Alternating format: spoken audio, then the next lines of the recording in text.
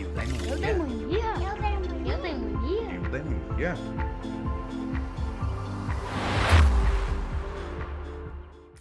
Fala aí, galerinha! Tudo bem com vocês? Bom, professor Paulo Friesen, mais uma vez, trazendo um pouquinho de conteúdo diferenciado no YouTube de vocês, na internet de vocês, para a gente tentar colocar um pouquinho de conteúdo de qualidade, né? A gente fica vendo entretenimento, passando o dedo do celular ali, vai e volta, quando vê, passou 15, 20, 30 minutos, o que eu fiz? Nada. O que eu cresci? Nada. Bom, a ideia aqui é diferente. A ideia aqui é trazer conteúdo diferenciado para tentar te ajudar, tentar colocar para você uma possibilidade de aumento da capacidade intelectiva com as nossas ações educacionais, tá certo? Bom, e agora a nossa ação é a eudaimonia. E aí, professor, que tal de eudaimonia que é essa aí? Bom, a ideia é entrevistar os eudaimônicos que estão espalhados por aí para a gente entender o que é a tal da eudaimonia na prática do dia a dia.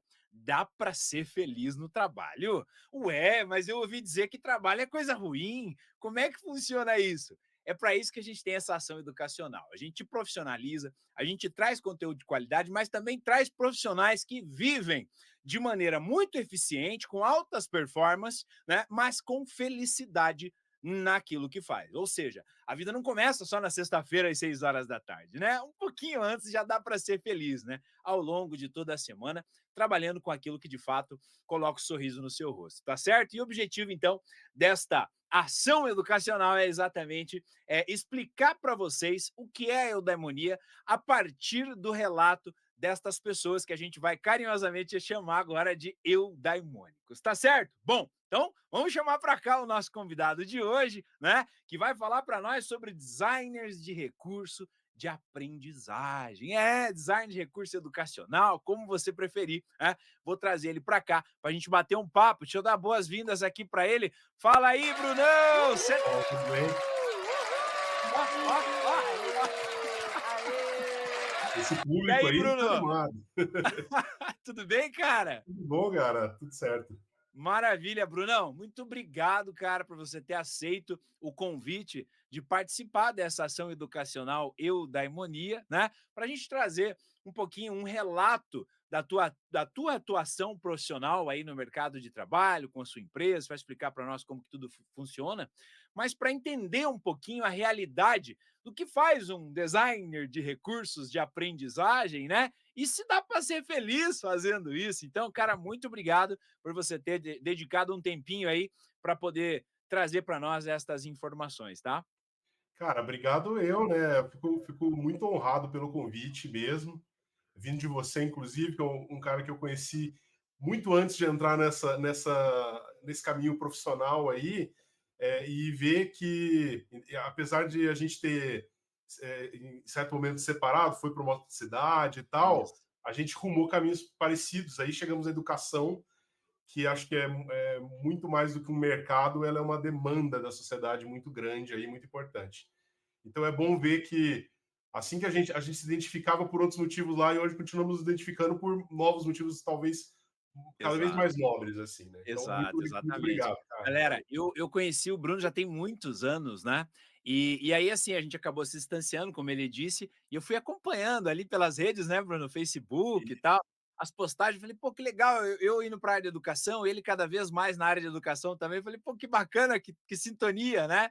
Agora você tá em São Paulo, né, Bruno, é Pô, isso, né? pô, próximo de São São Paulo, Paulo? Jacareí, aqui a base, mas minha área de atuação é São Paulo mesmo. São Paulo, então. Mas é muito interessante isso, da gente ter essa sintonia de atuação profissional, né, eu acho bem interessante. Ô Bruno, eu fiquei sabendo que você ganhou um mimo aí, cara. Fiquei Cara, sabendo foi que uma recebeu um briga aqui, porque kit chega e uma tal. caixa aqui em casa, as crianças já ficam doidas. O que que é isso? É para mim? E já foram pegando, assim. Então, foi um alvoroço aqui, foi bem legal. É, né. Vamos dar uma olhadinha, gente, vamos dar uma olhadinha aqui, ó, o Brunão recebendo o kit dele, deixa eu Fala pessoal, tudo bem?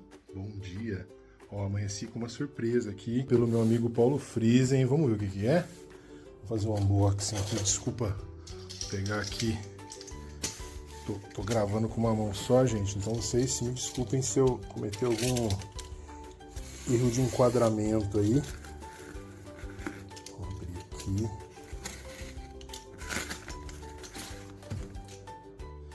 E olha lá, olha isso. Do eudaimonia. Eu sempre confundo quando eu falo esse nome. Vamos abrir aqui para ver o que é. Olha que pacote, hein? Vou abrir aqui. Olha lá. Esse kit eudaimonia é uma singela homenagem para te lembrar todos os dias do privilégio que você tem em trabalhar com aquilo que ama.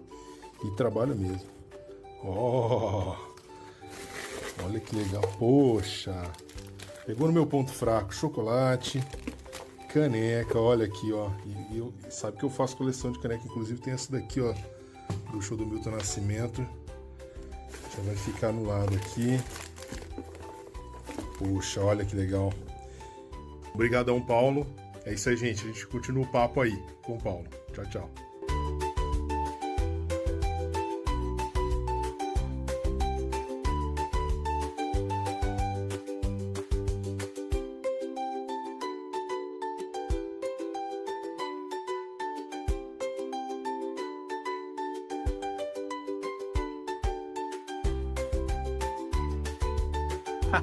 Você viu que tem um porta-retrato ali, né, Bruno? E aí, você já estreou ele? Pegou na hora aqui, já tá com foto dela no quarto. Ah, que legal, cara, que legal. É, bacana, meu, bacana. Então quer dizer que gostou do kit. Agora tem mais uma canequinha para coleção, né? Pô, tá aqui, ó. Tá aqui do lado, aqui, ó. Aí, já tem Eu mais só uma deixo pouco aqui, canequinha. que se eu for por aqui vai ficar lotado. Ó, Bruno, você sabe que esse kit aí, ele é o seguinte, né, cara? A pessoa recebeu o kit, você está declarado oficialmente um eudaimônico, né? Agora você pode falar, ó, eu entrei pro time dos eudaimônicos agora.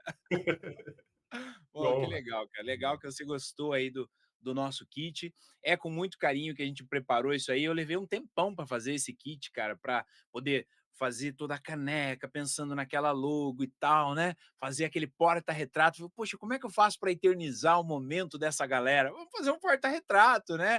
É porque uma vez que você entenda a palavra eudaimonia, faz muito sentido, então, num porta-retrato você ter uma imagem daquilo que você esteja fazendo e tal. Então, achamos que foi uma ideia bem interessante, né? Legal, gostei muito, cara. Obrigadão mesmo.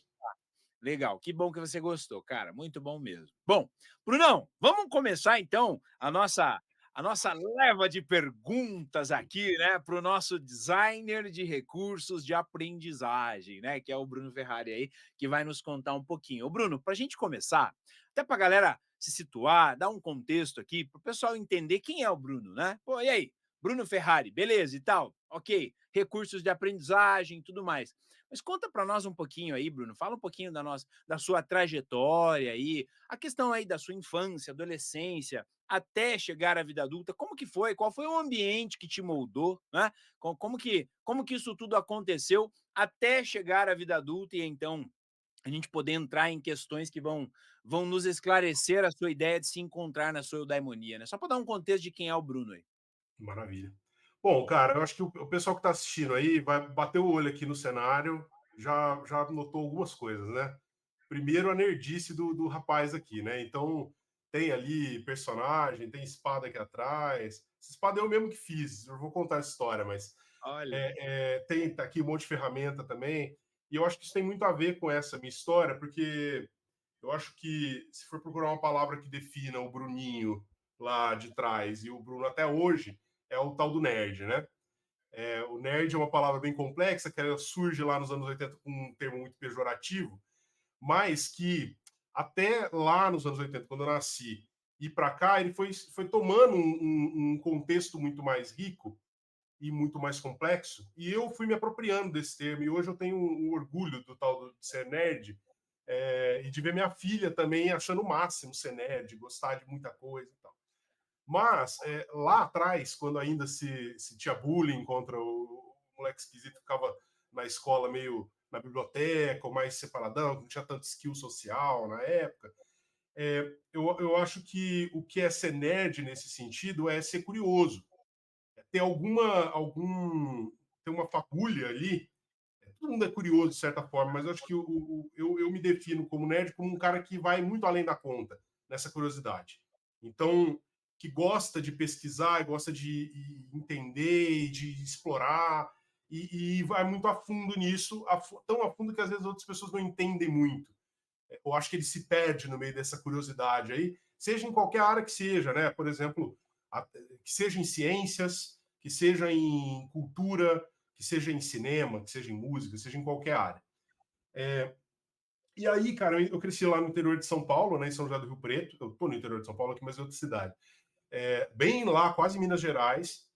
E muito isso, né? Eu cresci num bairro que era um bairro universitário, então era muito predinho pequeno, com muito estudante, muita família nova, assim, muita criança, e um bairro que, por ele ser atrás da Universidade da Faculdade de Medicina, lá em Rio Preto, ele tinha muito, estava em expansão ainda, era meio que o final da cidade na época. Cara, acho que minhas brincadeiras mais interessantes assim era sair explorando as obras em construção, os pedaços de mata que tinha ainda. Então fazia muita, como fala, armadilha para pegar inseto, para poder ver. Aí depois eu pegava com a lupinha, via os insetos que eu peguei. Com os meus amigos a gente explorava lá os prédios de construção, via o que tinha, os pedaços de ferro ali, pedaços de coisa que eu tentava imaginar para que aquilo servia. E essa curiosidade de explorar e de entender, conforme eu fui crescendo, ela foi ganhando outros, outras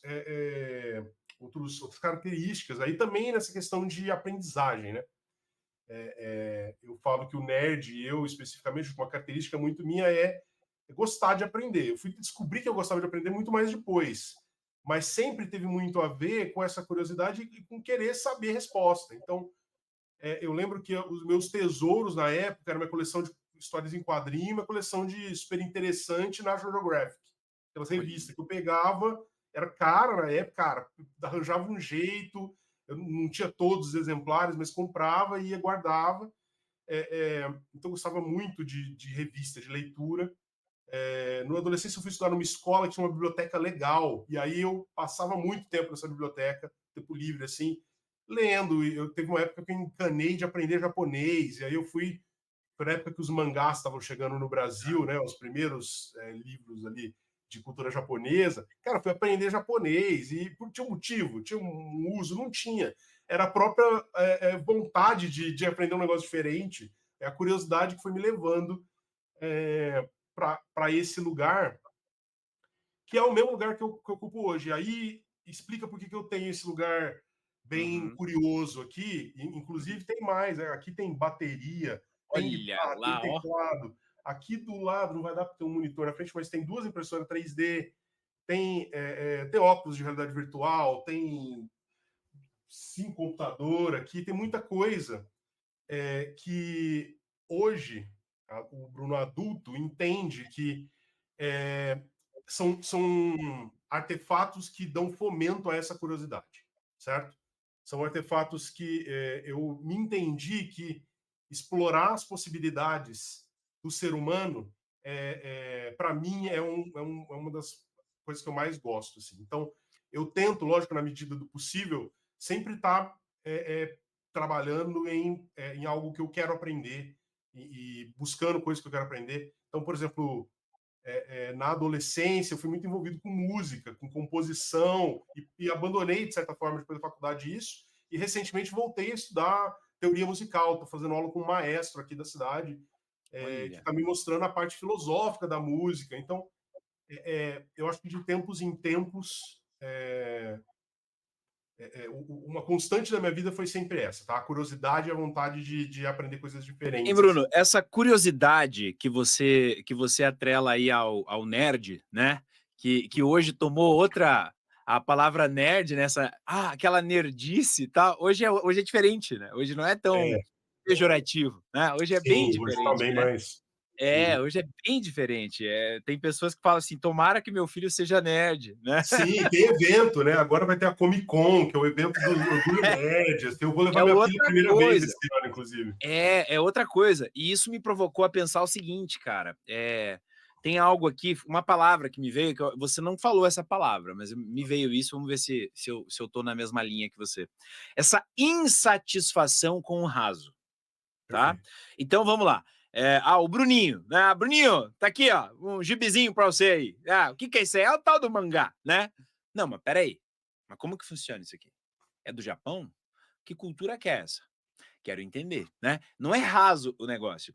Que naquela época eu acho que não era algo que estava tão mapeado assim, né? Nós não somos tão velho também, mas vamos lá.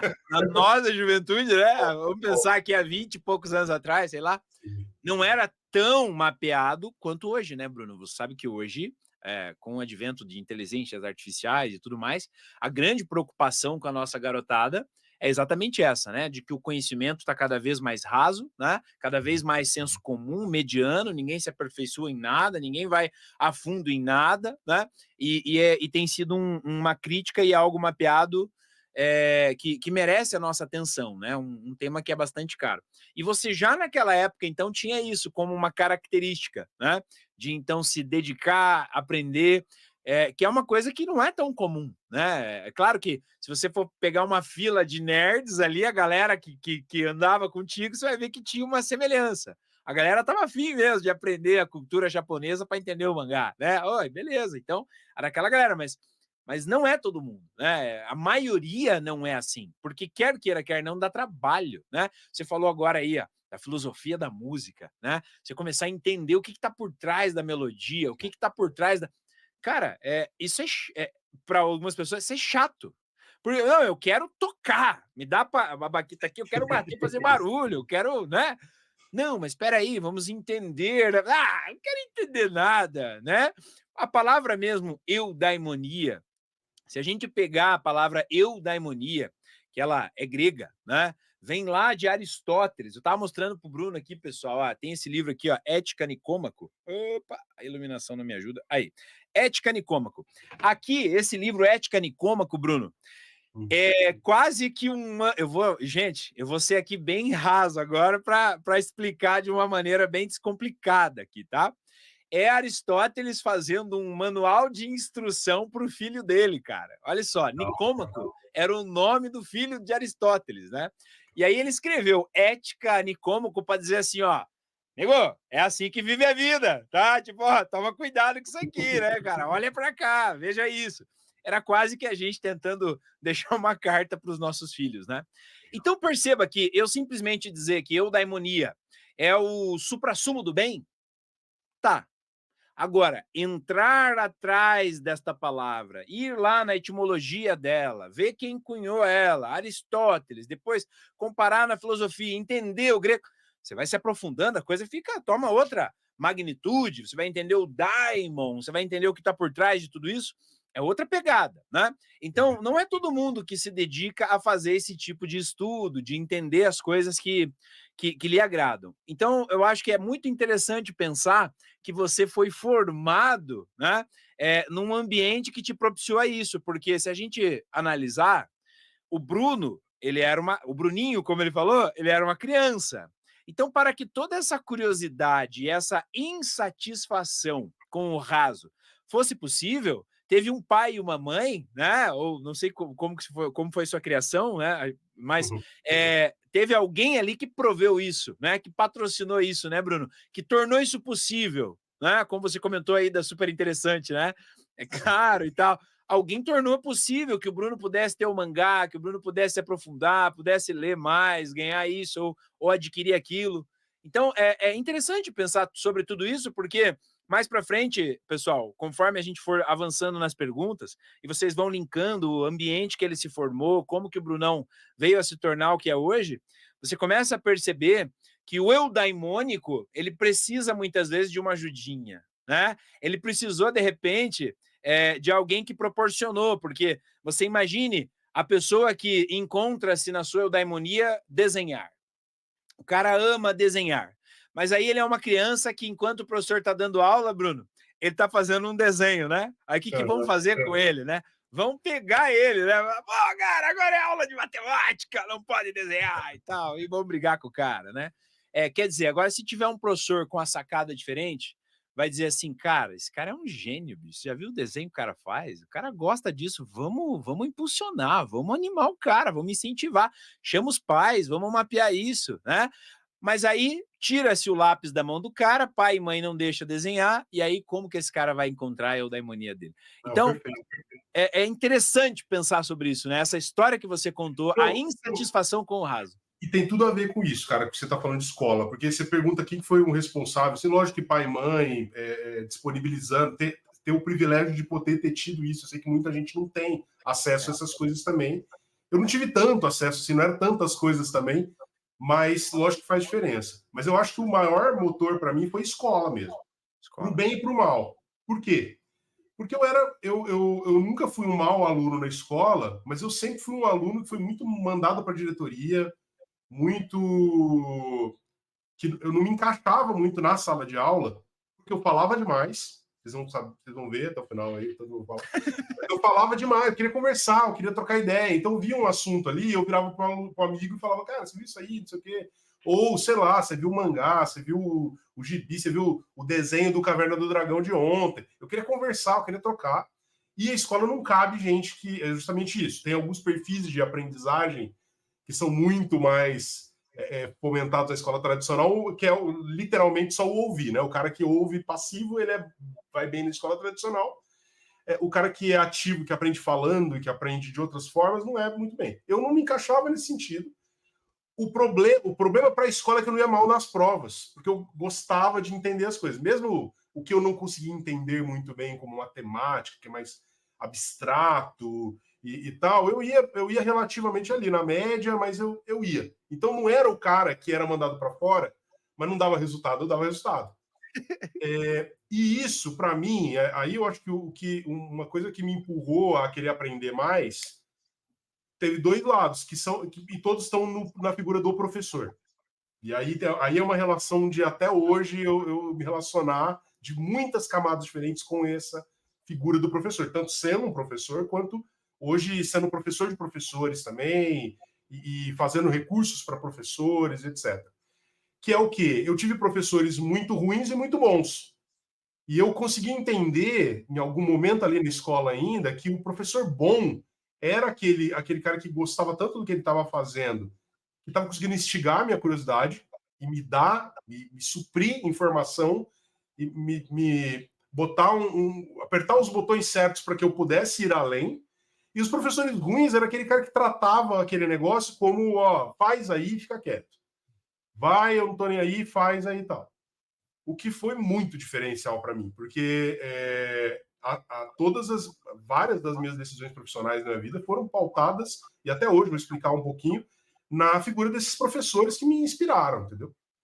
Até recentemente, olha, eu tive a oportunidade de contratar uma professora minha dessa época, coisa para trabalhar na minha empresa, como redatora de material didático. E ela foi minha professora de sala de aula. E eu contratei ela por quê? Porque ela era sensacional. E continua até hoje. Então, hoje eu fui lá e mantive essa relação mesmo mudando papéis aí, né? Então, tem muito a ver com Isso é a muito legal escola. também. Isso é muito legal também, Bruno, para você ver a sua evolução, né, cara? Que legal, né? Sim. Porque a gente nunca vai imaginar que o aluno, né, vai, sabe aquela coisa, Sim. superar o mestre, que não é o caso, mas, sabe, você hoje proporcionar uma oportunidade e tal, isso é muito legal, né, cara? Né?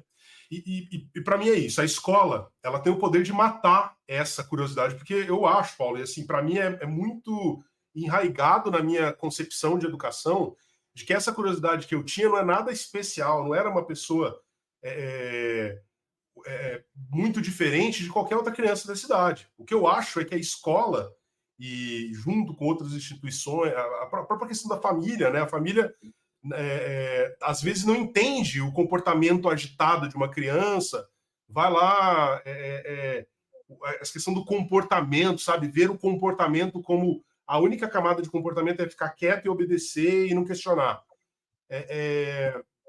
Hoje, como pai e como educador, eu vejo o tanto de potência que a gente perde das crianças quando a escola não percebe isso e a escola, por causa de uma ordem, cerceia isso das crianças. E é claro, muito claro, quando a gente trabalha com ensino básico, igual eu tenho trabalhado com um foco maior, como isso se perde na formação entre o ensino infantil, o ensino fundamental e o ensino médio.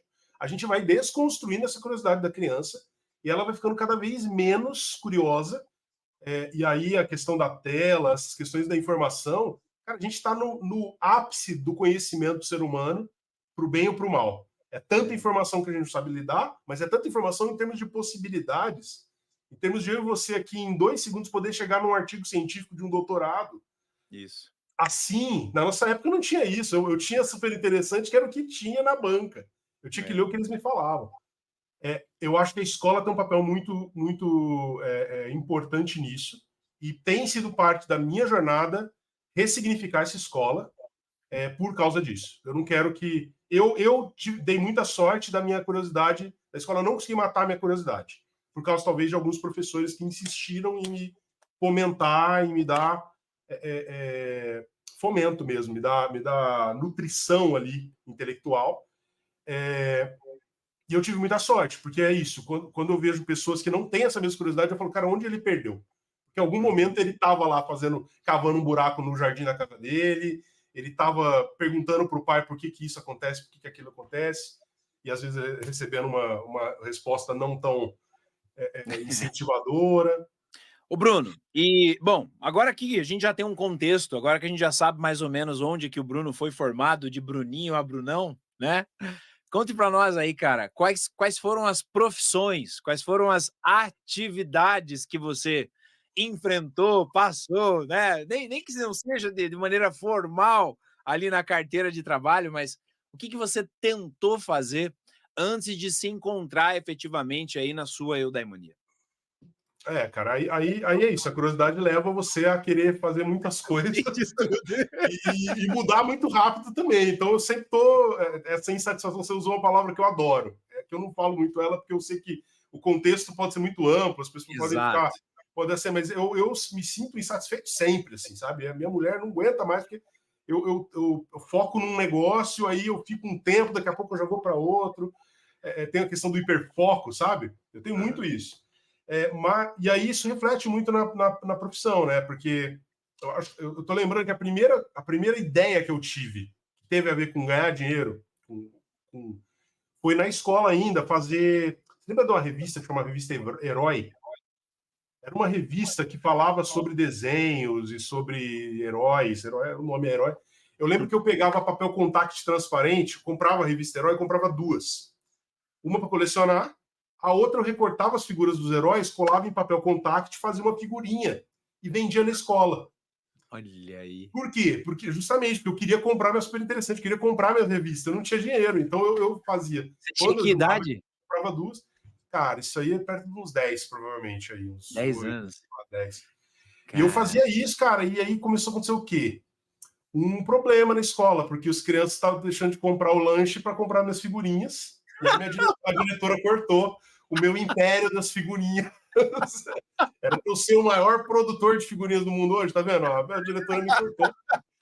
Porque era isso, porque eu cobrava, era bem baratinho, 10 centavos, 5 centavos uma figurinha ali. E, cara, eu pagava essa segunda revistinha e ainda conseguia comprar outras 2 para o próximo mês, próxima olha semana, aí. a fazer mais. E foi interessante, foi um banho de água fria quando parou, mas foi interessante ver que as ideias às vezes têm valor. Talvez não tanta ideia, porque para mim ter ideia acaba sendo um negócio muito simples. Eu não engrandeço tanto a ideia como tipo, o cara teve uma ideia genial. Eu acho que ideia, inclusive eu tenho uma analogia meio escatológica, e me perdoa o público aí, mas ideia é como um cocô, tá? Assim, por quê? Porque ela é resultado do que você se nutre, certo? Então, assim, você se É por aí. nutrindo de muita coisa, vai sair muita coisa, e é parte fisiológica, entendeu? Ideia é fisiológico, ideia é fisiológico. Agora, boas ideias dependem de contextos, e aí refinar essa ideia é muito bem, né? Aí tudo bem, mas nesse sentido dela ser natural, a outra ideia que eu tive depois, eu fui vender computador, na época que estava começando a internet, essas coisas. Tinha um amigo em comum que comprava peças de computador. Eu fiz um curso na época no Senai de montagem e manutenção de micro, então eu sabia montar computador. Esse cara comprava as peças no Paraguai, provavelmente, importava de alguma forma, e eu montava e vendia computadores. Vendia, olha, naquela época estava todo mundo comprando, né? Começando a comprar para entender o que era computador. Eu ia lá, montava o computador de acordo com a necessidade da pessoa e vendia. E eu lembro Aí que você já estava na adolescência aí, você eu já estava na tinha... adolescência, acho que uns 16, 15, 16 Ah, anos, por aí. uhum. Montava ali os 486, 386, computador dinossauro lá, né? E eu acho que foi a segunda coisa ali que eu lembro. Na faculdade, eu tive uma época muito interessante, que eu sou uma peça de museu, no sentido de ser um dos últimos caras trabalhando em locadora, porque ainda naquela época que tinha locadora, lembra aquele lugar maravilhoso? Para mim, que gostava de filme pra caramba, gosto até hoje, amo, era um templo da cultura, né? Você poder na locadora, tá? Era o sonho trabalhar em locadora. E eu trabalhei. Eu tinha um amigo que tinha uma lan house e comprou uma locadora falida. E eu ajudei ele a tirar do zero. Pô, desde montar a prateleira, até limpar chão, até escolher os filmes, fazer a seleção. Assistia, nessa época eu assistia 4, 5 filmes por dia, assim, de madrugada. Passava a madrugada assistindo filme para poder indicar, né? Principalmente no começo aí. Foi uma experiência muito legal para quem... Depois vocês vão ver que conecta com alguma coisa na minha vida ali, mas foi uma experiência muito boa. Mas, cara, acho que muito influenciado pela questão dessa curiosidade, dessa exploração, eu tive na infância uma experiência de ir para a praia e conhecer o pessoal do Projeto Tamar. Não sei se você ouviu falar, que é um projeto com tartarugas marinhas, de preservação. Uma vez fiz uma viagem, fui para uma ilha de barco com a minha família e esses caras estavam lá trabalhando com tartarugas marinhas. Aquilo me encantou de um jeito. E os animais, a vida era uma coisa que era muito curiosa para mim. E eu decidi ali, ainda nessa época, mais ou menos, 15, 14 anos, fazer biologia. Ali você sabia o que você ia cursar. Cara, eu sabia o que eu gostava, que era biologia. Era um dos assuntos que me apaixonava até hoje, é um assunto que sou apaixonado. Eu queria cursar aquilo, apesar de ter outras 1000 vontades. Publicidade, propaganda, cinema, eram coisas que eu gostava muito também. Mas eu fui fazer biologia e entrei na Universidade Federal, na Universidade Estadual de Londrina, depois para fazer biologia. Eu fiz biologia, no segundo ano eu queria desistir, porque o primeiro ano é todas as disciplinas que não tem a ver com biologia, estatística. Não tem nada a ver, né? Não tem nada a ver. Eu prestei publicidade, não passei, e continuei na biologia. Mesmo estando um pouco satisfeito, eu continuei. E, cara, e aí uma coisa que me pegou muito ali foi eu peguei um estágio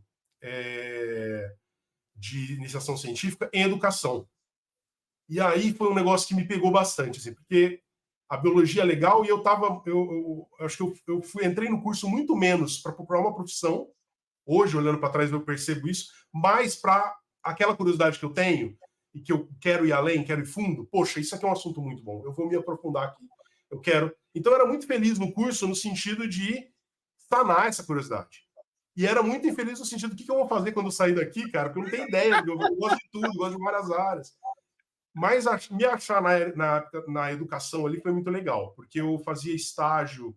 Esse estágio era com uma professora, chamada Vera Lúcia, e a Vera era meio doidinha no sentido de explorar maneiras de educação alternativas, diferentes, fora da sala de aula tradicional. Então, ela fomentava muito isso e me ensinava muita coisa, dava muita base teórica, mas muito mais possibilidades práticas.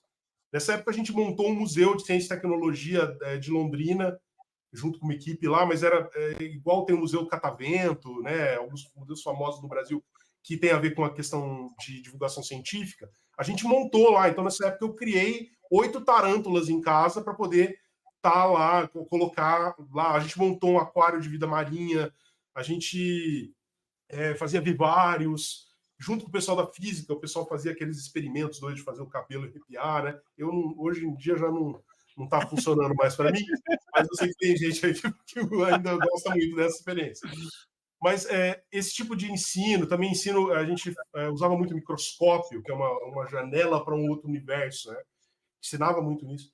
E aí a educação foi me pegando ali. Então, desde o primeiro ano de faculdade, quando eu consegui esse estágio, no segundo semestre, eu nunca mais parei de trabalhar com educação, de atuar na educação. Porque por mais que eu vá fazer outras coisas depois, eu sempre, em paralelo, estou dando aula, às vezes aula particular, às vezes fazendo algum projeto com alguém, ajudando alguém. Eu sempre, até hoje, desde lá, eu nunca larguei a educação. Mas, depois da faculdade, eu meio perdido, eu fui para um mestrado, querendo aprofundar mais ainda. Eu fiz mestrado em taxonomia de abelhas. Então, eu sou especialista em nomenclatura de abelhas. Olha isso, que conhecimento específico. Outras pessoas iam usar outra palavra. Muitos usam. Que conhecimento inútil, né? Mas, cara, para mim foi muito bom. Ali, além de pagar os boletos numa época, era muito curioso. Era muito interessante, né? Biologia.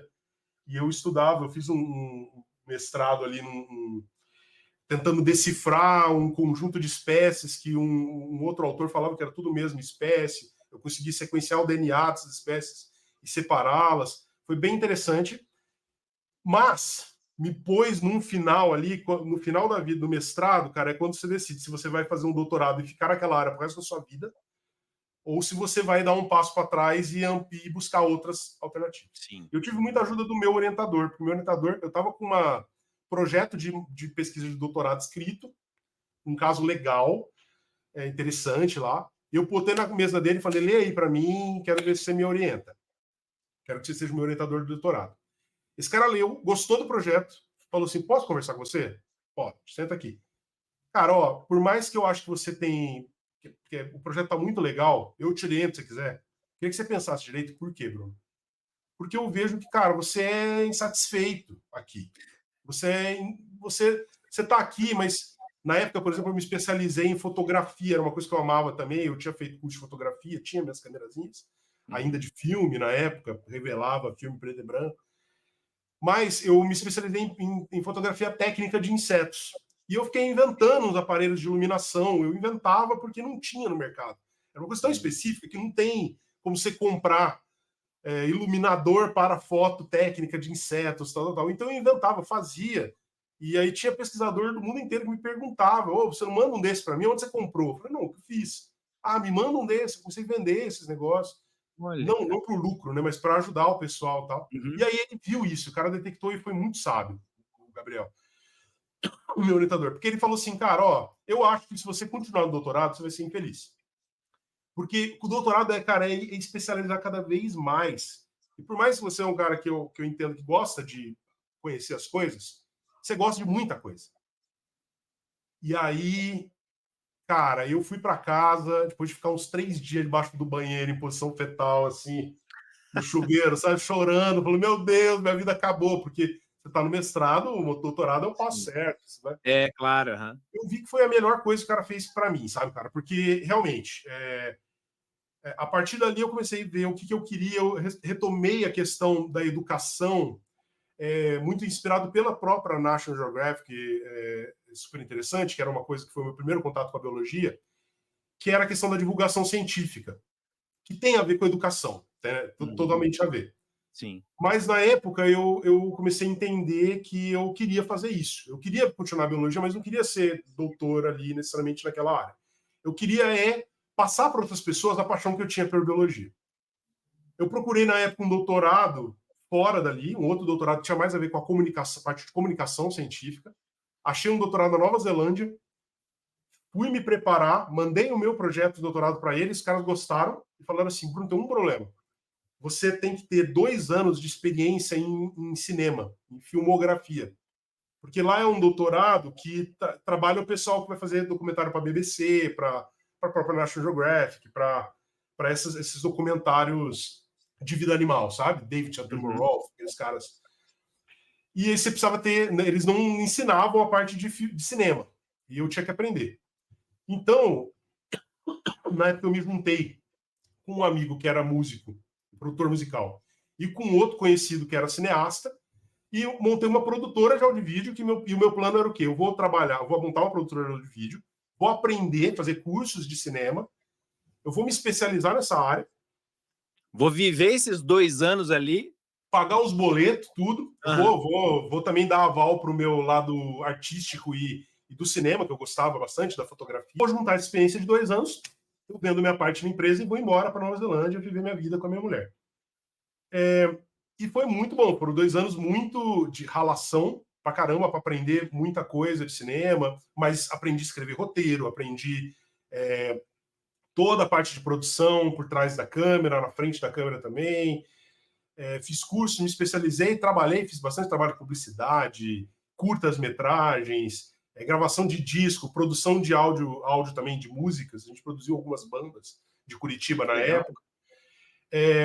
Aprendi tudo isso, mas antes de completar os 2 anos, ou quando estava completando os 2 anos, o meu sócio, que era cineasta, roubou todo o dinheiro da produtora, ainda para trabalhos para ser terminados ainda, e o cara vazou, sumiu e saiu dando golpe no Brasil inteiro. Ai. Eu fiquei com uma mão na frente e outra atrás, acabei todos os trabalhos que tinha com o dinheiro da minha poupança que eu estava juntando para ir para Nova Zelândia, e fiquei sem nada para fazer ali no final, ainda com... Cara. Foi um baita de um baque. Uma coisa que aconteceu nesse meio tempo que foi muito bom, em paralelo a tudo isso, eu estava dando aula. Sempre estava dando aula em alguma escola, principalmente ensino fundamental e médio, reforço. Que é aquele negócio que o pessoal sempre pergunta, né, Bruno? Ô, professor, você só dá aula ou trabalha também, né? Tem isso, né? Não, eu Tipo trabalho isso. no estúdio lá que eu produzo. Exato. Mas eu gostava, né? Por quê? Porque eu levava cinema, eu levava as minhas loucuras todas ali para a sala de aula. Uma escola que eu estava dando aula mais ou menos nessa época viu essa. Eu estava, inclusive, entrei nessa escola para substituir uma professora. Então, era por uma licença maternidade, eu tinha a data para entrar na escola e para sair.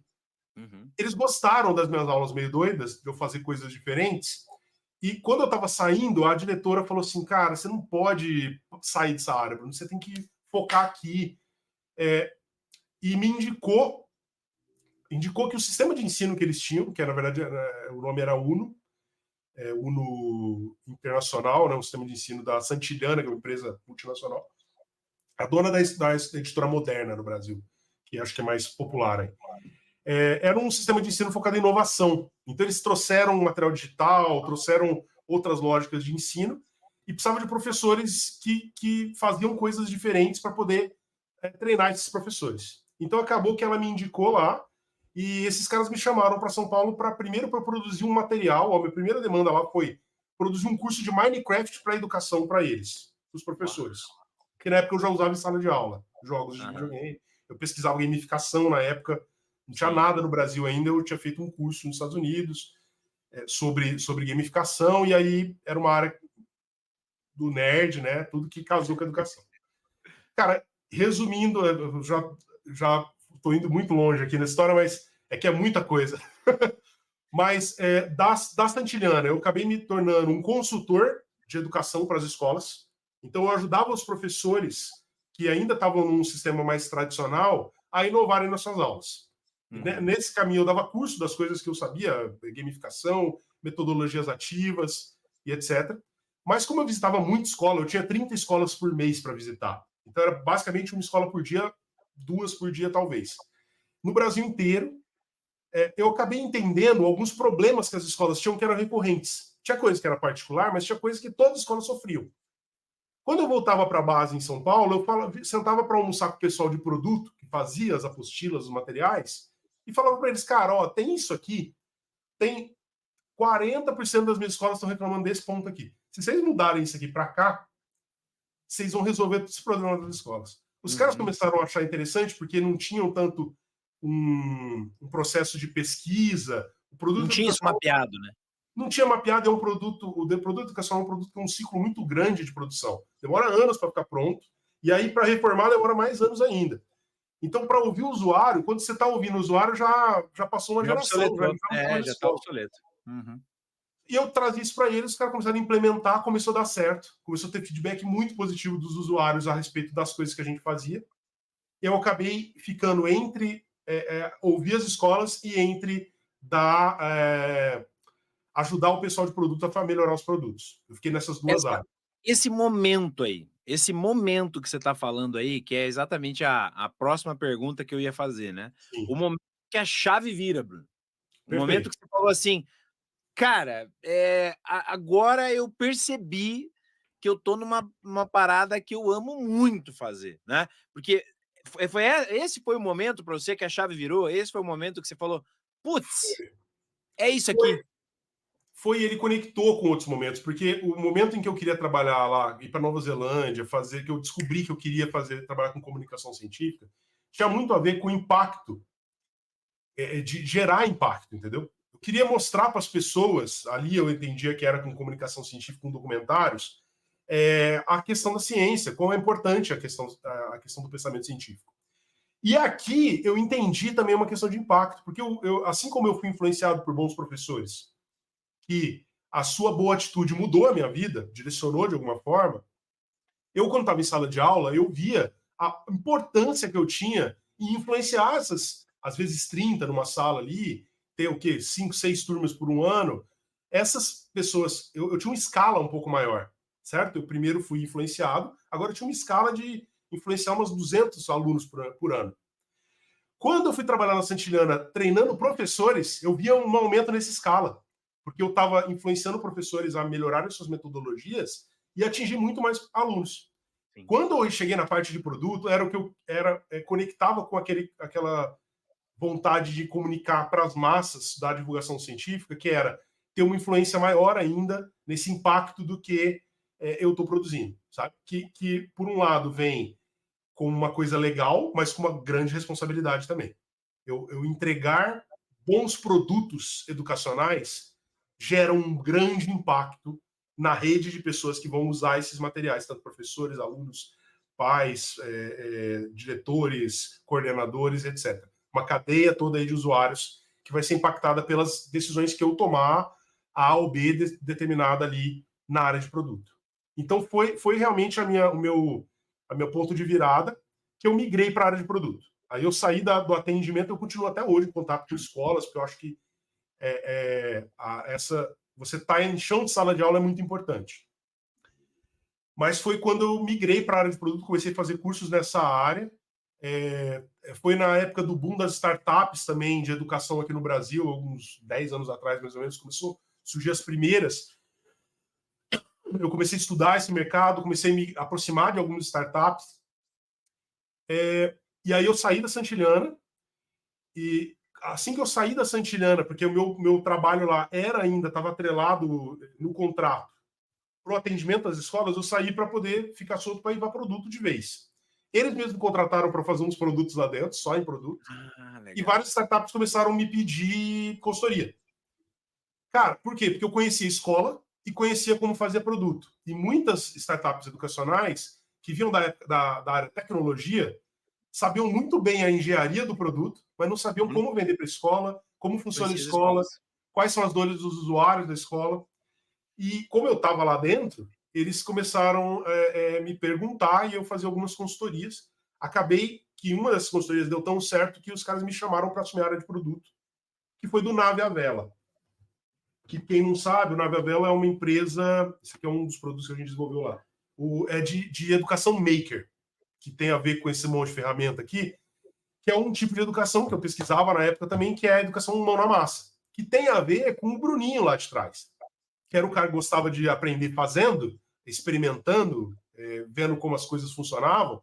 A educação maker bota na escola ou em algum outro ambiente essas possibilidades na mão dos alunos, eles aprenderem enquanto constroem. Então, tem a ver com robótica, tem a ver com eletrônica, mas tem a ver também com marcenaria, culinária, tudo que você aprende fazendo. Ali eu assumi a área de produto, com um produto bem simples e com 6 escolas. E a gente, em 3 anos que eu permaneci lá, a gente chegou em 100 escolas e com um produto que ia do ensino infantil até o ensino médio sendo desenvolvido, incluindo uma pandemia no meio, né? Todo mundo passou, com uma migração para produto digital também, porque o maker ele é muito mão na massa, então tem muito a ver com o produto ser físico, né? A gente fazia coisas diferentes, então tem montáveis, alguns montáveis já vinham em pré-feitos, tinha muitos jogos que a gente usava também, então e muita narrativa também. Eu gosto muito de storytelling, né? Então a gente botava muita questão de narrativa dentro dos produtos. Cara, fiquei 3 anos no Nave e depois que eu tava no Nave, quando eu já estava encerrando meu ciclo ali, eu quis dar mais um passo dentro dessa decisão mesmo. E aí era a confirmação mesmo que é a minha área de atuação, é o design de recursos educacionais. Que foi quando eu saí para abrir a minha própria empresa, que é o Obirô. Hoje eu tenho um sócio, e o meu sócio era meu gerente lá na Santillana. Quando eu era do Uno, ele era meu gerente. Era um cara também focado em inovação, em produto, também gostava disso. Ele também migrou comigo para a área de produto. E hoje ele é meu sócio. E hoje a gente atua como? Fazendo produtos. pesquisando, a gente chama de estúdio de pesquisa, estúdio de design de produtos, porque é meio que um laboratório mesmo, assim como parece mesmo aqui, por isso que tem essa confusão aqui em casa. Cara, a gente pesquisa essas áreas inovadoras da educação, como gamificação, área maker, que agora já estão um tempo aí, mas também a questão de VR, por exemplo, de realidade virtual, realidade aumentada, a questão de inteligência artificial, a gente tem pesquisado bastante, questão de transmídia, a questão de edutainment também, a mistura de educação com entretenimento. Tem várias frentes de pesquisa que a gente pesquisa. A gente presta consultoria para empresas, hoje em dia, tanto editoras, quanto escolas que querem desenvolver os produtos próprios, quanto startups, e mais recentemente também institutos, que é uma área que a gente gosta muito de trabalhar com educação pública, impacto, né? Institutos de educação também a gente está atuando. E a gente faz tanto da parte de consultoria, então a empresa ela tem vontade de atingir tal público, de fazer um produto, mas não sabe os melhores caminhos estratégicos e também de tecnologia mesmo para chegar naquele produto. Então a gente desenha desde a parte estratégica de estruturação da área de produto da empresa, até idear produtos, fazer ideação de produtos, fazer prototipagem de produtos, entregar o protótipo, entregar um projeto de produto, até produção também. Então, a gente também pega a demanda, produz e entrega pronto o produto para o cliente. Mas é bem isso, cara. A chave foi entender que o impacto com o produto, a minha sede por gerar essa aprendizagem tinha um impacto muito maior, uma escala muito maior nesse impacto. Muito E aí, legal. isso me fez... Eu não quis interromper, quando você estava falando, eu não quis interromper, mas algumas observações. Quando você falou de fotografia, nós vamos trazer um cara para fazer aqui entrevista no Eudaimonia. Ele tem mestrado na Espanha em fotografia. Ah, que legal. Muito massa, cara. Uma área... Eu tô com o sobrenome dele na cabeça aqui, mas me fugiu o nome aqui. Peraí, que eu já vou descobrir já aqui. Peraí, Bressan. Guilherme Bressan. Ele logo vai estar aqui também no Eudaimonia, né? Recebeu o convite para participar com a gente. Outra coisa, essa semana eu tem uma ação educacional, Bruno, que eu tenho no canal, que são vídeos curtos. São vídeos de 45, 50 segundos que tem a proposta de levar algum conhecimento ali de maneira rápida. E um dos vídeos é o que é a educação maker, né? Oh, que legal! Você tá falando aí do mão na massa, né? E eu falei, nossa, a hora que você tava dizendo, eu tinha que tirar uma foto desse seu escritório aí, né? Com essas ferramentas. Cara, isso aqui é maker, né? Muito Se legal. quiser marcar um papo, falar só disso, estou disponível mesmo. Nossa, demais. Nós vamos marcar, nós temos que falar sobre isso, porque a outra ação educacional, a terceira, a primeira são os vídeos curtos, a segunda seria essa aqui que a gente está agora no Eudaimonia, né? E a terceira é a live que te profissionaliza, que acontece todos os sábados. Todos os sábados a gente tem uma live que profissionaliza.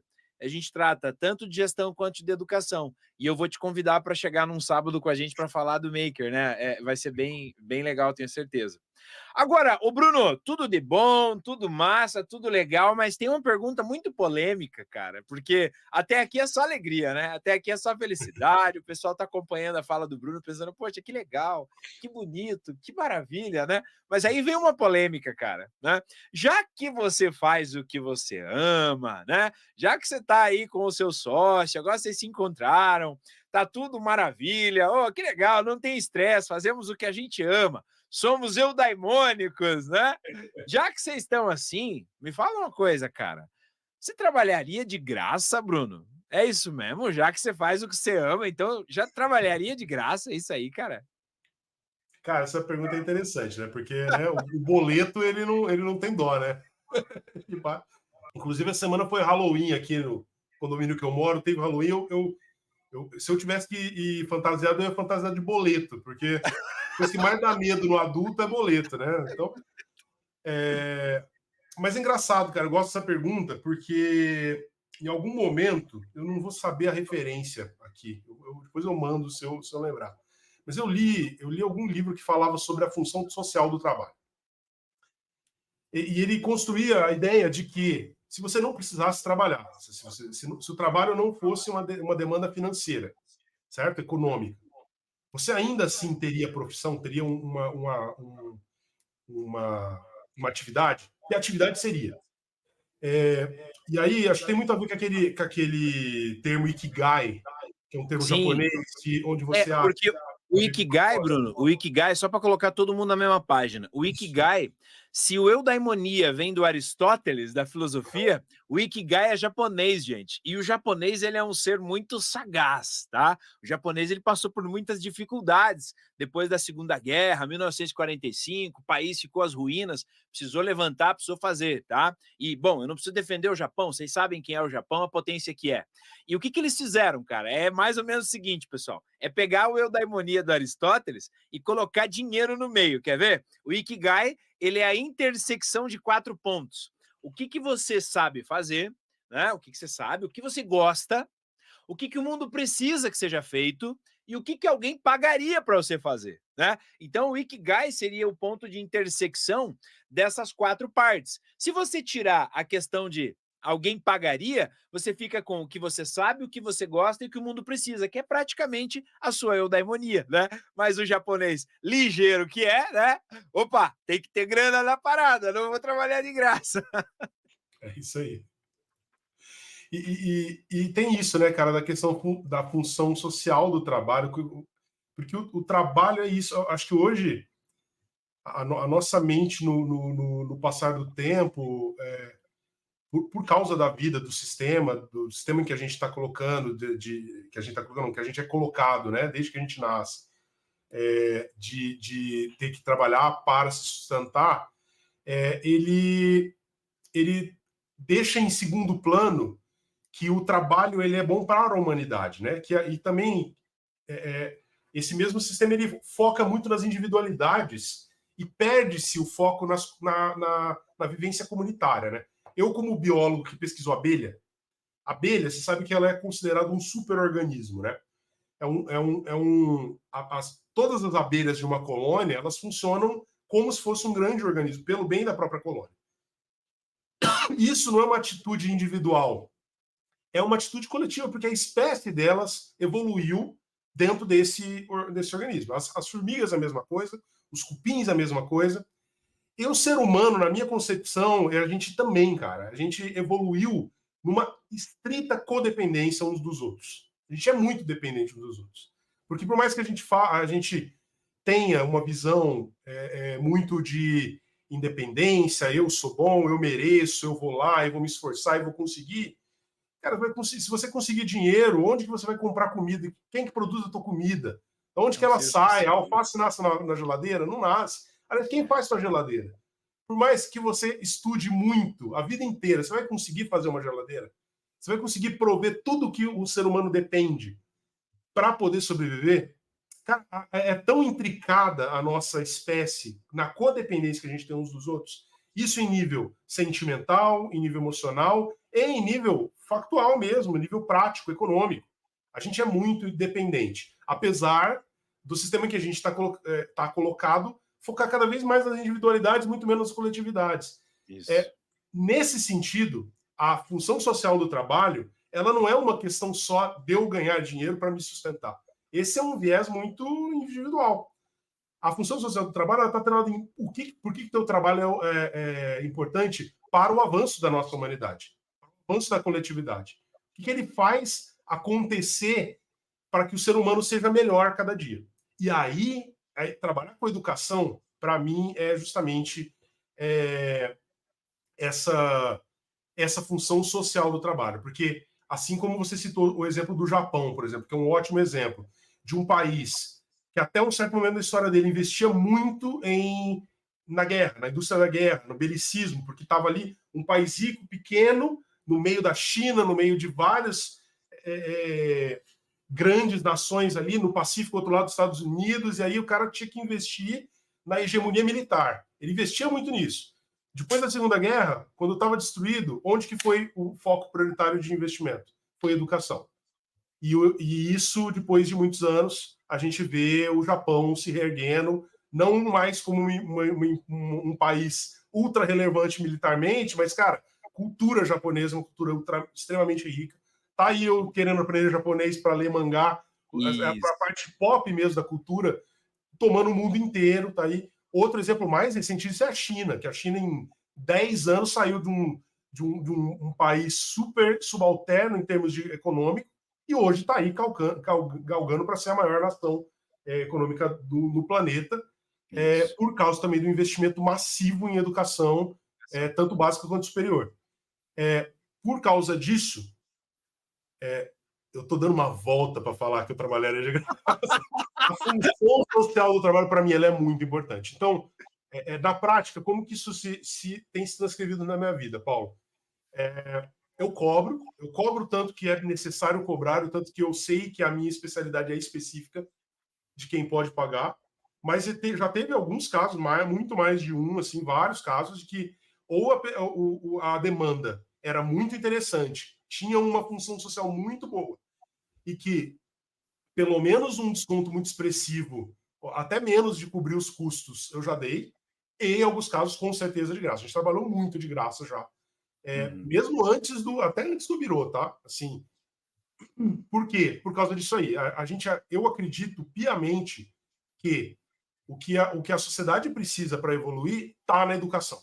É essa questão tanto do conhecimento científico, que para mim é muito caro, muito importante, quanto essa questão de uma educação que saia desse tradicional de matar as habilidades naturais das crianças, de enterrar os sonhos ali que a curiosidade pode fomentar, uma educação que fomente isso, que vire essa casaca e tenha pessoas mais curiosas, pessoas que dominem o seu meio de aprendizagem, o seu jeito de aprender, e que por isso possam chegar, não individualmente apenas, tá? Não só individualmente, mas principalmente coletivamente. Que a gente possa chegar numa harmonia que está tão difícil de se atingir no mundo aí, sabe? Ô Bruno, você sabe que tem um negócio já inculcado aí, e até eu faço propositalmente essa pergunta de trabalharia de graça, e gente, o Bruno rodou, que é pra gente não pegar o telefone dele para falar, então foi o seguinte. Então ele tá se preparando, né? Mas bons projetos, me liga, gente, se o projeto é bom, vai ter impacto, me liga, por favor. Tem o arroba dele na descrição aí, viu, gente? Tem o arroba dele aí, vocês vão atrás do Bruno. Só para dar um exemplo, semana passada a gente conheceu o pessoal da Think Twice Brasil, que é uma ONG que trabalha com educação para os direitos humanos e educação para a paz. Eu fiquei tão empolgado, eu tô doido para fazer um projeto com eles, assim, e é o tipo de projeto, eu não tô nem vendo questão de dinheiro, eu tô doido para fazer um trabalho com eles, a gente tá com conversas. Legal. Porque é uma demanda urgente, cara. Pensa como que o mundo está até atualmente com guerra, Ucrânia, guerra no Israel, e aqui no Brasil mesmo, com belicismo ali velado, a gente está tudo na paz, mas tem pessoa ideologicamente um com o outro brigando, família sendo destruída por causa desse embate. Então é um assunto tão interessante que a gente está doido para fazer trabalho com eles. Ô Bruno, mas isso que você falou agora, essa tua empolgação que você falou agora, é isso aí que eu quero pegar, tá? Legal. É isso que eu quero pegar para você entender o seguinte, o porquê dessa pergunta de trabalharia de graça. As pessoas que são os eudaimônicos da vez, tá? Eles fazem algo que amam e, sem perceber, a gente acaba alcançando, Bruno, um nível de excelência naquilo que nós fazemos, naquilo que você acaba entregando, é um nível de excelência que o mercado, independente do mercado que seja, não está preparado para precificar. Eu vou explicar melhor. Quanto custa, né? Vamos lá, eu preciso de um projeto, sei lá, vou pegar qualquer trabalho, eu preciso de um projeto de design para minha escola, né? Ah, beleza. Qual é? Vou fazer um orçamento aí, né? Três lugares. Qual é o preço mediano? Ah, o preço de mercado é esse aqui. Ah, legal, esse é o preço de mercado. Esse é o preço de mercado. Então a gente sempre vai se basear pela média, tá certo? Mas a média, ela não precifica a excelência. E quando você atua naquilo que você ama, você nem percebe que você está entregando algo que que é muito longe da média, cara. Mas é longe demais. E você não percebe, porque você faz com uma paixão, você faz com, e eu vou usar aquela palavra, você faz com tesão aquele negócio. Que massa, cara. Ô, Bruno, já é 10 horas, bicho. Vamos jantar, tem que dormir. Não, mas eu tô focado aqui, eu não tô nem vendo, entendeu? Eu tô fazendo e a criançada vai gostar e a galera vai aprender e o professor vai adorar e vai. Cara, mas ele só te pagou o mediano, cara. É o preço de mercado, Bruno. O sócio vai ligar pro Bruno, gente, vai falar: ô, Brunão, mas pera aí, não estão pagando tanto assim, não, Brunão. Você vai falar: cara, eu tô nem aí porque estão pagando, cara. Eu tô fazendo um projeto aqui da galáxia, bicho. Vai ficar muito massa isso aqui. Então, gente, quando eu pergunto para os eudaimônicos, né? Você trabalharia de graça? Você vê que o Bruno deu uma volta, mas a verdade é que o eudaimônico ele já trabalha de graça, porque ele atua com outros profissionais, que são seus concorrentes, que nem sempre vão ser os eudaimônicos, né? Que viram ali um nicho de mercado, uma dor que precisa ser atendida e estão atuando. Né? Há mal nisso? Claro que não, mas ele está trabalhando. Então ele entrega o médio, ele cobra o médio, mas o concorrente dele é o Bruno, que é o eudaimônico da vez, que vai fazer com prazer aquilo, ama aquilo que está fazendo e não tem para ele segunda a sexta. Não interessa o dia que é, meu amigo. Veio a ideia, tô ali, eu vou fazer, né? Então, você já trabalha de graça, viu, Bruno? Você já entrega de graça porque o mercado não precifica a excelência que um eudaimônico entrega naturalmente. Essa você tinha sacado? Então é isso. E se a gente tiver a sorte de, em vida, poder trabalhar num mundo em que a gente não precisa pagar boleto, eu continuo Ai, trabalhando, entendeu? A verdade é essa. Eu continuaria fazendo o que eu faço, é porque é isso aí. isso. É, É. é isso. O pessoal tem. Você falou daquele livro, eu lembrei de uma reflexão que. Isso aí é real da internet também, né? Se você ganhasse muito dinheiro hoje, muito, muito, muito, muito, o dinheiro não perdesse o valor, né? Você não precisa de mais. Agora, até a tua quinta geração não vai trabalhar. Você não precisa mais de dinheiro. O que você faria? Essa é a sacada, né? Essa Ah, é. aí, pô, se fosse assim, aí eu ia ser fotógrafo, já que nós falamos de fotografia. Aí eu ia ser fotógrafo. Meu amigo, então larga o que você está fazendo e busca ser fotógrafo. Porque aí, no final das contas, o que vai valer é o que não dá para precificar. No final das contas, são as emoções, é o afeto, né? É por isso que é muito importante a gente refletir sobre isso. E essa ação educacional, gente, eudaimonia, é exatamente com esse intuito, né? Às vezes você está aí assistindo o Bruno falar, né? Pô, você veio aqui por essa thumbnail que disse para você, pô, peraí, design de recurso de aprendizagem é minha praia, deixa eu assistir isso aí. E agora você deve estar aí pensando, né? Você faz parte dos eudaimônicos ou você faz parte do senso comum, que é o preço mediano, né? Agora o bicho pegou, né? E agora, né? E agora, como é que faz?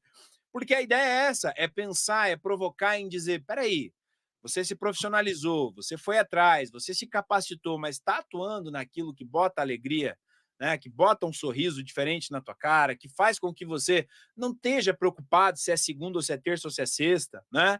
Então, é exatamente provocar as pessoas, Bruno, nesse sentido, trazendo vocês aqui para contar um pouquinho, né, desta alegria, desse suprassumo do bem, que é a eudaimonia que vocês praticam todos os dias, tá?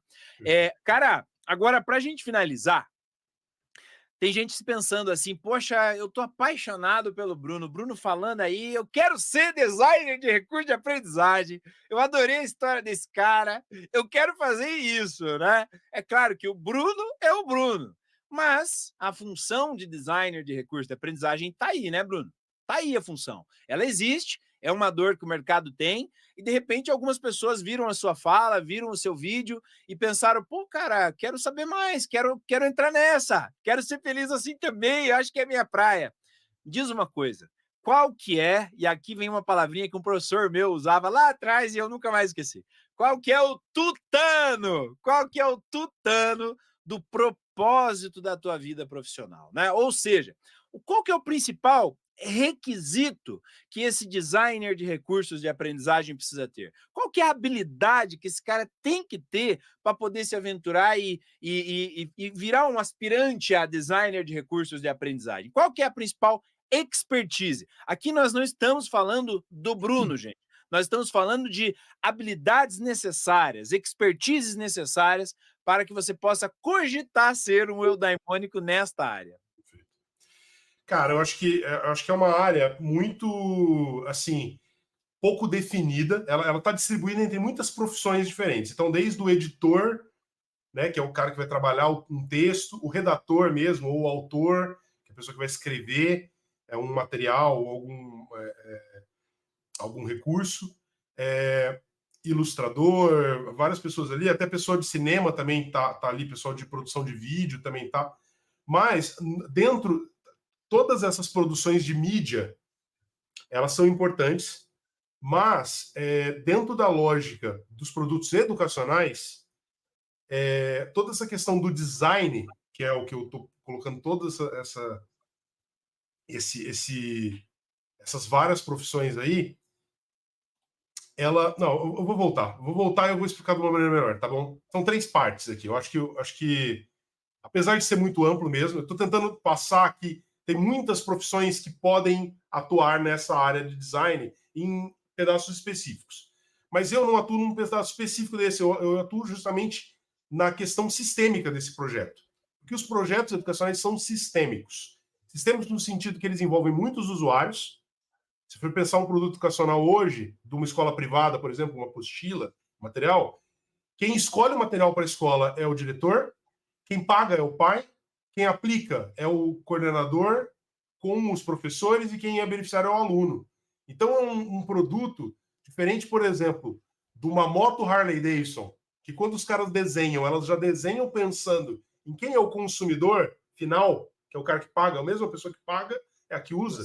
Você pensa em 5 perspectivas aí, Eu no mínimo. penso numa perspectiva muito mais ampla e numa perspectiva muito complexa. Por quê?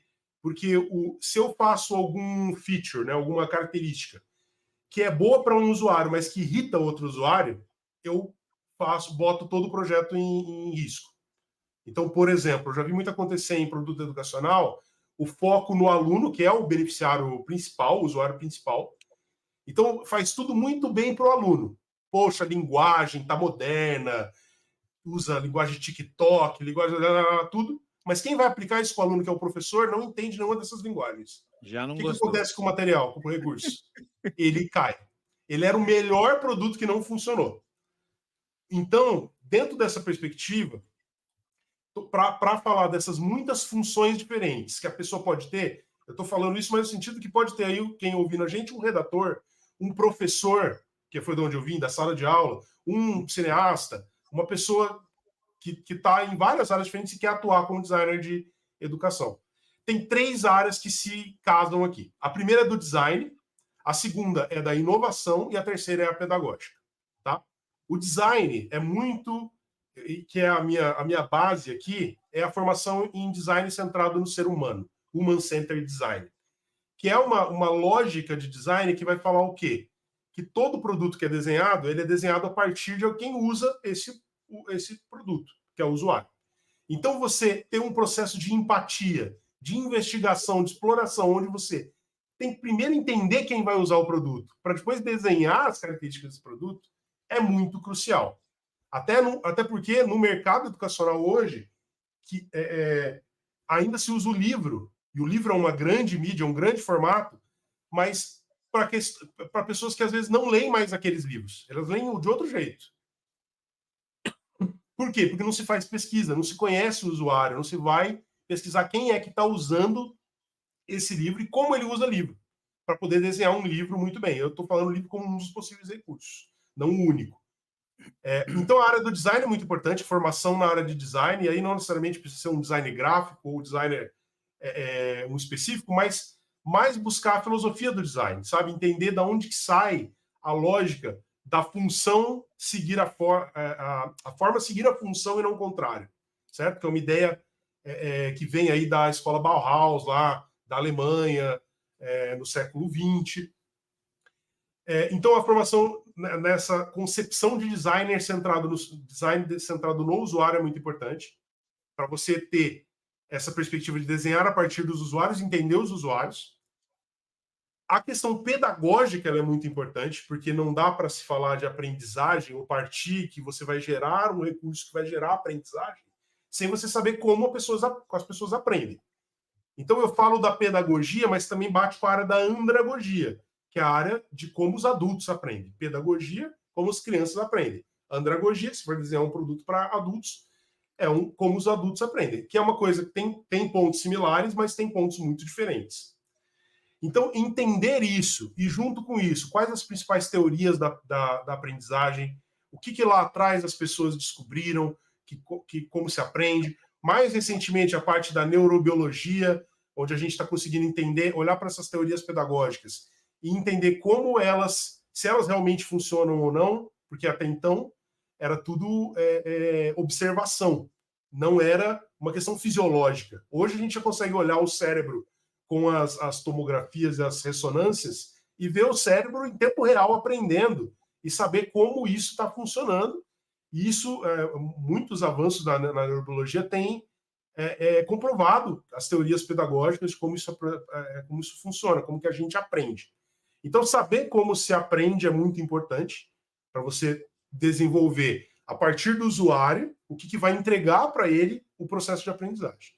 E como terceiro foco, terceiro pilar, talvez, seja a questão do estudo da inovação. Não só a inovação, porque inovação virou uma palavra totalmente... Ela foi tão usada nos mais amplos sentidos que ela meio que está dessignificada hoje em dia. Ela está perdendo um pouco de significado. Porque a inovação não é só fazer uma coisa nova, né?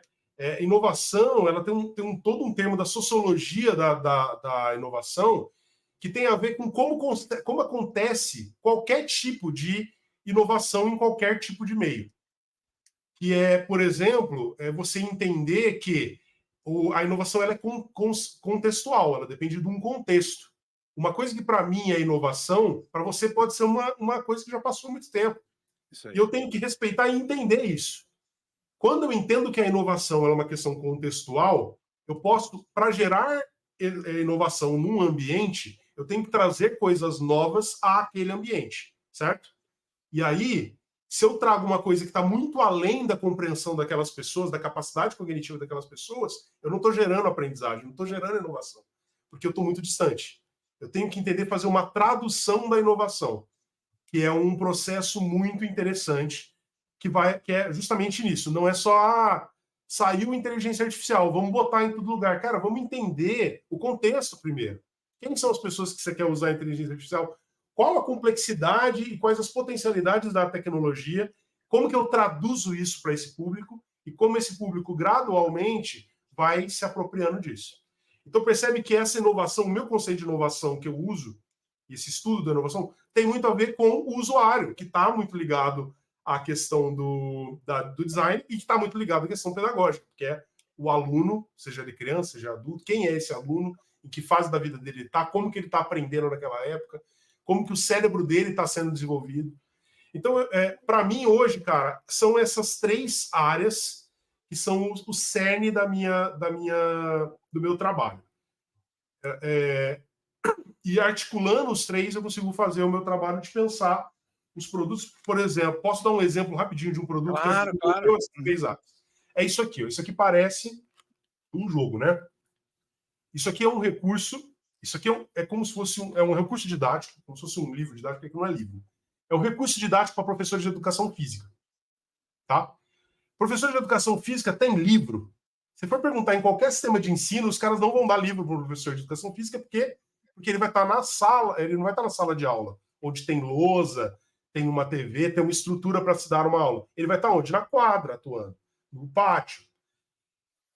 Então, quer dizer que não existe um recurso possível para o professor só porque ele não está na sala de aula? Cara, impossível, né? Aí entra a questão de entender o usuário, entender como que o professor e como que os alunos vão aprender quando eles estão na aula de educação física. E o que eles precisam, a área da pedagogia.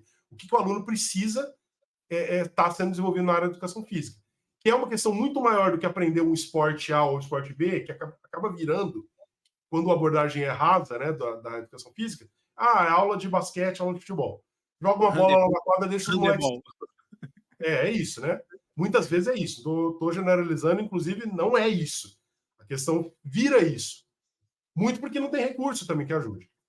Mas o foco é o desenvolvimento físico das crianças, que envolve a questão corpórea, envolve a questão emocional, envolve várias questões. Essa demanda veio de uma empresa que atua no contraperíodo de escolas, que queria desenvolver um produto para apoiar os professores de educação física no contraperíodo com esportes. O que a gente gerou aqui? A gente fez um jogo muito baseado em jogo de cartas. Para quê? Porque isso aqui tem um apelo com os alunos gostam disso, é uma linguagem comum para eles, então eles vão ficar empolgados com isso aqui. Que tem uma série de desafios esportivos em 4 naipes. Aqui, esse baralho aqui, essa edição, tem 4. Futebol, basquete, que são clássicos aí, dança e truques variados, que são truques de coordenação motora. Sabe, gerar a garrafinha, jogar a bolinha de ping-pong dentro do buraquinho, essas coisas que trabalham mais com recursos de motora fina, né, de educação das mãos e etc. Não só o restante do corpo. A gente criou alguns desafios, então acho que dá para ver aí, que é com níveis. E aí o aluno, todo o funcionamento do jogo vai em cima do professor dar para o aluno a possibilidade de escolher uma carta, e aí ele pode sortear uma carta. O aluno A escolhe uma carta, o aluno B escolhe uma carta. E eles escolhem o nível de dificuldade que eles querem fazer. Pode ser 1, 2 ou 3. Aqui para dar um exemplo de um desafio. Isso aqui chama chute ao alvo. Ele tem que, nível 1, em 5 tentativas, acertar um golzinho de 1 metro na marca do pênalti. É um golzinho pequeno, ele tem que acertar em 5 tentativas. É fácil. O segundo é, em 10 tentativas, acertar uma das traves, chutando da marca do pênalti. Aí já pegou. O terceiro nível é, em 10 tentativas, acertar uma camiseta pendurada no ângulo. Derrubar a camiseta. Quando o aluno tira essa carta, pode ser que seja o Neymarzinho ali da escola, ele vai querer o quê? O nível 3. Beleza, vai tentar o nível 3. Se ele conseguir, ele ganha 3 estrelas. Se ele não é muito bom em futebol, é melhor tentar o 2 ou 1. Entretanto, o outro, meu adversário, ele conseguiu o 3. Então, será que eu não me desafio? Será que não é melhor eu tentar uma coisa um pouco diferente? E aí, eu não estou precisando falar para o aluno se desafiar. Ele, sozinho, está querendo se desafiar e vai tentar uma coisa diferente. E nessa tentativa e erro, ele vai se aprimorando. É lógico que também, quando eu boto dança no mesmo baralho, pode ser que o Neymarzinho tire uma carta de dança. E aí ele, que era o destaque quando a educação física era só futebol, ele vira o quê? Ele vira aquele último a ser escolhido, igual o que era muito bom em dança, entendeu? E aí ele vai ter que desenvolver o quê? Novas habilidades dentro de um desafio, e ali talvez ele esteja um pouco mais seguro e ele vai se desafiar, vai confrontar essas inseguranças pessoais ali para poder ampliar suas habilidades corpóreas naquele contexto. Isso tudo, lógico, como que o professor dá instrução se o professor às vezes não é especialista em dança? Atrás tem um QR Code de cada carta. Eu tenho um vídeo de 30 segundos que mostra como fazer os desafios, 3 níveis de desafio. Então, o que eu queria mostrar aqui? Eu tenho o design pensando quais os alunos que estão na escola e quais os professores que vão estar na escola. Aqui eu estou desenhando para um professor que às vezes não tem tanta especialização, porque é um professor de contraturno. Ele não é um especialista em educação física. Às vezes é um estagiário, às vezes é uma pessoa em formação. Então, eu tenho que facilitar para ele. Eu tenho essa concepção aqui. Os alunos não são só os alunos que jogam futebol, são os alunos que têm várias realidades corpóreas diferentes, vários níveis de habilidade diferentes e em vários interesses também. Basquete, dança e etc. Então, eu tenho o design, eu tenho a parte pedagógica, que é entender que todo mundo, quando desafiado, em um certo nível e com liberdade de escolha, vai se adaptar ao seu desafio. Ninguém aqui vai ficar na primeira estrela, porque é fácil. Por quê? Porque a própria situação em que ele é colocado, do amigo estar fazendo o 2 ou 3, vai desafiar ele. Então, eu tenho um engajamento gamificado aí da pessoa ter o seu desafio. Isso tem a ver com a parte de aprendizagem. E a parte de inovação é o quê? Isso aqui é revolucionário? É uma carta de papel, cara, com QR Code. Não é revolucionário em muitos contextos. Entretanto, é um dos únicos recursos didáticos para professor de educação física. É isso que eu ia falar. Para o professor de educação física é a inovação. Isso é inovador. No contexto, ele é completamente inovador. E até a questão da dinâmica aqui do QR Code. Por quê? Porque eu não estou com uma lousa, não estou com TV, mas eu tenho o celular na mão quando eu estou na quadra. E o celular, eu escaneio aqui, o aluno vê a instrução rapidinho. O aluno tem o celular também. Então, é só para dar um exemplo tácito aqui, claro, factível, de como esses 3 pontos, para mim, são os cruciais, e aí qualquer um que tenha uma formação, é professor, é um formador, que queira aprender mais sobre a potência que tem o design de recursos, para mim é focar nesses 3 pontos, estudar mais esses 3 pontos. Eu estou disponível aí também, viu, Paulo, para indicar fontes, indicar cursos Os e etc. pontos, Brunão, os 3 pontos, de trás para frente lá. A inovação, a capacidade de ser inovador no contexto, o design, a pedagogia exato. E o design. É isso, né? Design, Então, esses 3 pontos aqui, pensando em design, pedagogia e a capacidade de inovar dentro do contexto que esteja sendo ali o produto, né, o desafio colocado para esse possível designer de recursos de aprendizado. Ó, oh, que massa, hein, galera? Ó, oh, já tá ali o caminho do pote de ouro.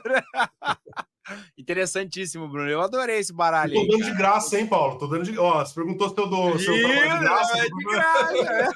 Não, de graça não, porque eu recebi o kit, né, pô? É verdade, é verdade. É um kit, tá certo.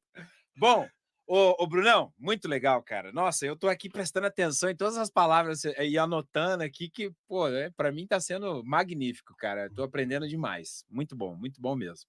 Só que agora a gente chega num momento que é o momento da dica especial. Porque agora que você já é de fato, né, formalmente um eudaimônico, né? Já ganhou seu kit, sua caneca, seu porta-retrato, sua caneta, já é de fato do time dos eudaimônicos.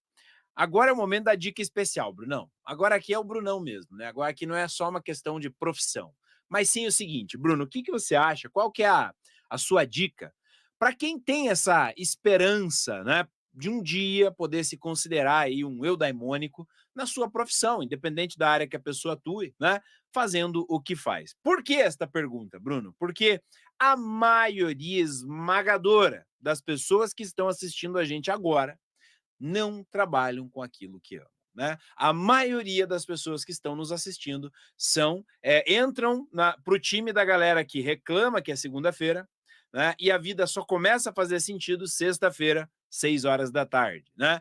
Ufa, acabou, agora é o momento da alegria. Né? E aí eu vou viver a vida, sexta-feira das 18 para frente, domingo começou a chegar às 6 horas da tarde, já acabou a vida, estou me preparando para voltar para o ciclo, né, que é um ciclo ruim do trabalho que a pessoa executa. Olha, existem várias justificativas para isso. Preciso trabalhar, tenho boleto, eu tenho que trabalhar, é o que tem aqui, eu vou me virar, eu vou fazer. Ok, mas eu tenho certeza que as pessoas que estão assistindo, vendo essa alegria no seu olhar, vendo a paixão que você coloca para explicar o seu produto, para trazer esses esclarecimentos para nós, eu tenho certeza que as pessoas devem estar pensando, pô, cara, eu também quero ser o eudaimônico, e agora? O que eu faço? Brunão, dá uma dica aí, cara. O que você acha que essa pessoa tem que prestar atenção para, de repente, poder se tornar um eudaimônico? Cara, poxa, é difícil, né? Dar conselho assim. Mas, cara, eu acho que para mim fez muita diferença continuar curioso, tá? Continuar insatisfeito. E cultivar essa insatisfação no bom sentido, né?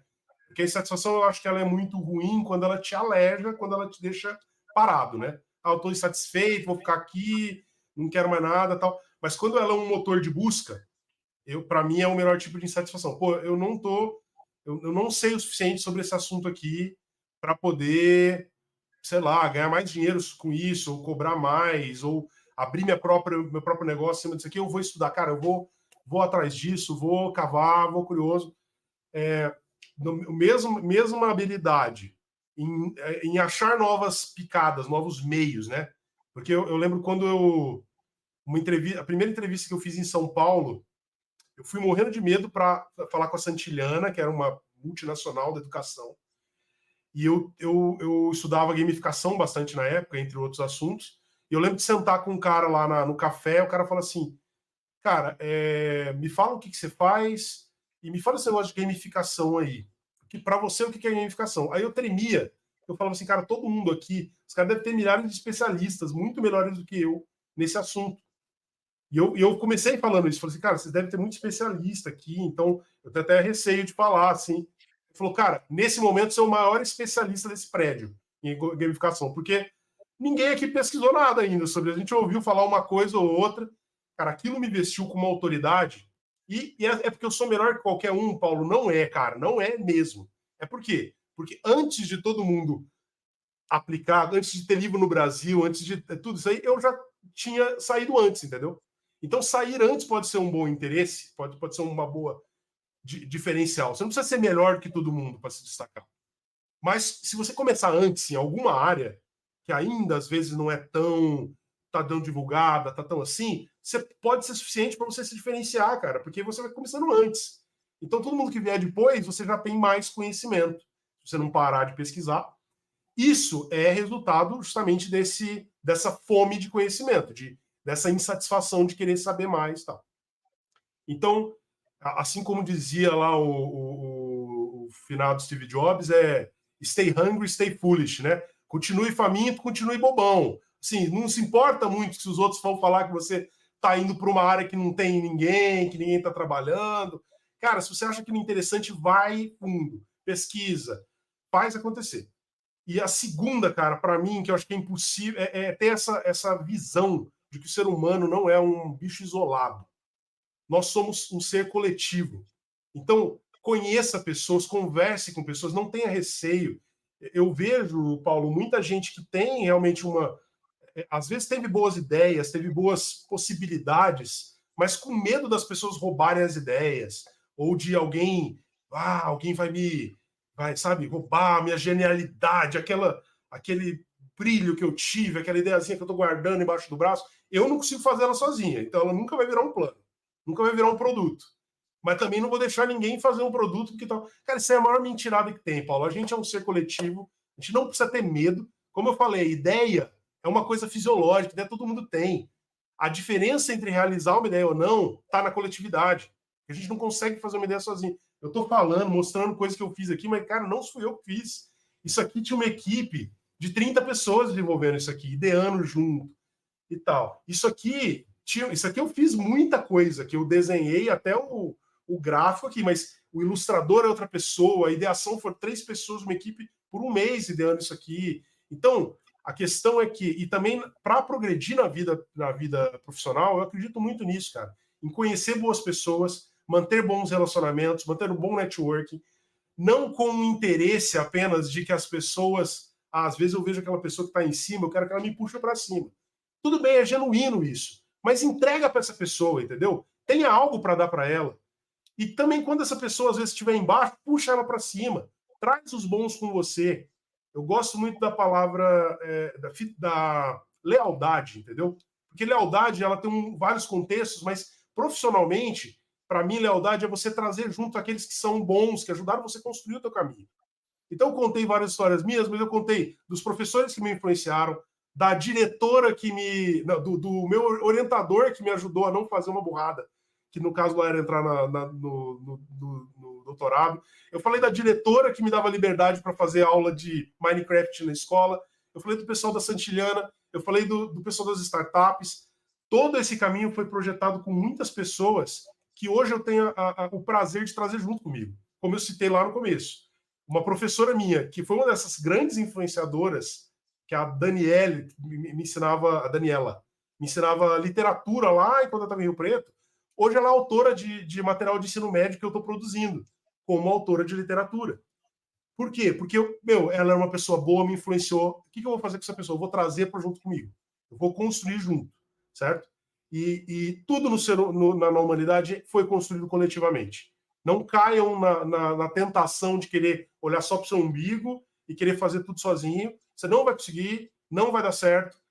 Se seque de boas pessoas. Pessoas que se confia, pessoas que veem valor em você e que você vê valor, e seja sincero em dar valor, entendeu? Dá ideia. Não se preocupa que alguém vai roubar a tua ideia. Dá ideia, porque ideia você pode ter outra, entendeu? O melhor é você ser uma boa fábrica de ideias que está beneficiando pessoas, porque daqui a pouco, se a ideia deu certo, a ideia que você deu certo para a pessoa, ela vai te puxar para um outro projeto, ela vai te convidar. E hoje é isso, até falando do Obirô mesmo. O Obirô está 3 anos no mercado, a gente não conseguiu fazer um go-to-market até hoje. A gente não conseguiu fazer publicidade, por exemplo. Eu tenho um site que eu mesmo montei, só porque precisa, E um cartãozinho que eu também fiz, eu fiz o logo, fiz tudo. Por quê? Porque a gente não precisou. Até hoje a gente está vivendo de indicação de pessoas que trabalharam com a gente, foram marcadas pela nossa eudaimonia, pela nossa paixão de fazer, pela veracidade, pela qualidade do nosso trabalho. E quando você faz com amor, você faz com qualidade. E são pessoas que a gente trouxe junto, que foram trazendo junto, que estão indicando, que vão indicando, que vão indicando, que vão indicando. Cara, a gente não parou em 3 dias, em 3 anos. Nem férias, a gente está conseguindo. Agora eu vou tirar daqui 2 semanas uma semaninha aí para descansar, porque é isso. Essa escada, essa coletividade, esse movimento, eu acho que é meio isso, entendeu? Então, por mais que a gente olhe aqui, às vezes, para o meu exemplo, o teu exemplo, e às vezes a gente fica tentado a ver uma pessoa especial com um talento e tal, isso tudo é construído na coletividade.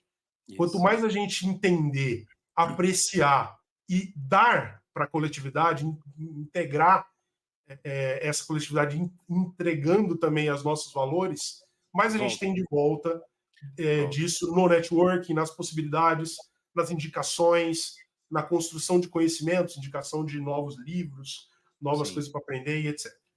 Muito legal o que você está falando, Bruno, porque a internet hoje ela está cheia de vídeos e cortes rápidos, encorajando, e eu não estou aqui falando mal, mas eu digo que não é só isso, encorajando a pessoa a focar nela, né? Então é você, seja peitudo, vai, faz, acontece, legal, mas não olha para o lado, né? Dane-se o mundo, é você e tal, né? Dinheiro, dinheiro e beleza. Mas tudo que você falou é o que eu penso também, essa questão da coletividade, de entregar e cara, eu me vi muito no que você falou aí, porque o que eu dou de ideias, cara, o pessoal... Você é um grande exemplo, cara, eu vejo seus cortes, seus vídeos ali, te falando de tudo, de método Toyota, cara, até educação. Eu coloco as coisas de bandeja. A minha esposa às vezes me critica, ela fala, pô, Paulo, mas isso vale dinheiro, cara, você foi lá e entregou.